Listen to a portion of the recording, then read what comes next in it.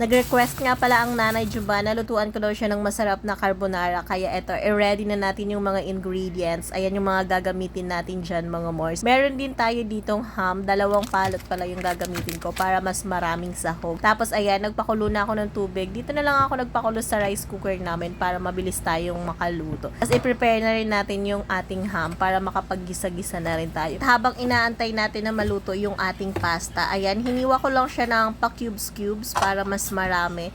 Tapos, meron din tayo dyan sibuyas. Mas maganda sana kung puting sibuyas. Kaso nga lang, ito yung available sa akin. Kaya na lang ginamit ko. Ayan, pinakuluan ko na siya. Kalahating kilo lang pala itong lulutuin ko na pasta. Pero yung sauce ko, mga Mars, is pang 1 kilo yon. Kasi papasobrahan ko siya dahil meron pa akong ibang pasta, mga Mars. Yung pahaba pang spaghetti. Lulutuin ko din yon para may merienda ulit yung mga bagets. Tapos, ito yung nabili kong mushroom, buo-buo. In-slice ko na lang siya. Ito, mag-isa na tayo. May konting oil ako dyan. Nilagyan ko ng konting butter. Nilagay ko na yung ating sibuyas and then yung ating ham. Ayan, mga Mars.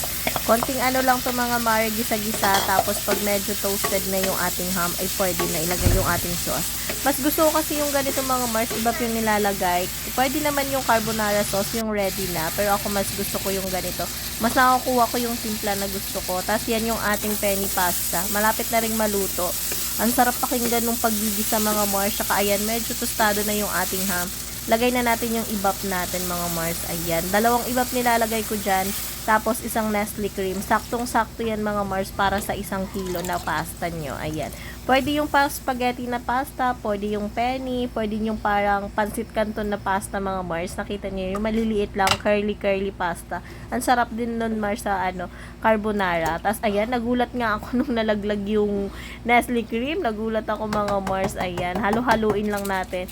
Tapos, ito yung pinaka main ingredients ko dito talaga, mga Mars. Talagang magpapasarap at magpapalinamnam ng ating carbonara. Maraming cheese. Ayan. Halos 1 balot ngayong nilagay ko dyan, mga Mari. Inubos ko yung 1 balot ng ating cheese. Kasi gusto ko yung parang creamy siya na medyo salty, na parang sweet. Alam nyo yun. Tapos, nilalagyan ko rin siya ng pepper para medyo may spicy ng konti. Pero hindi ganun kaanghang, mga Mars. Ayan. Pang pa rin, pang bata pa rin yung kanyang lasa. Ayun, mga Mari. Ready na yung sauce natin. Tinanggal ko pala yung kalahati ng sauce kasi baka sumobra, masyadong marami yung sauce natin. Ayan. Halo-haluin lang natin yan at saktong-sakto lang yan kasi yung pasta natin hindi na overcook. Sakto lang din yan kasi mainit yung sauce natin. So, ano pa ba? Kain na tayo. Charot.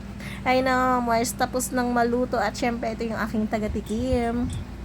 Ang Baby Jake. Sarap na sarap. Favorite niya yan, mga Mars. Thanks for watching. See you in my next vlog. Bye!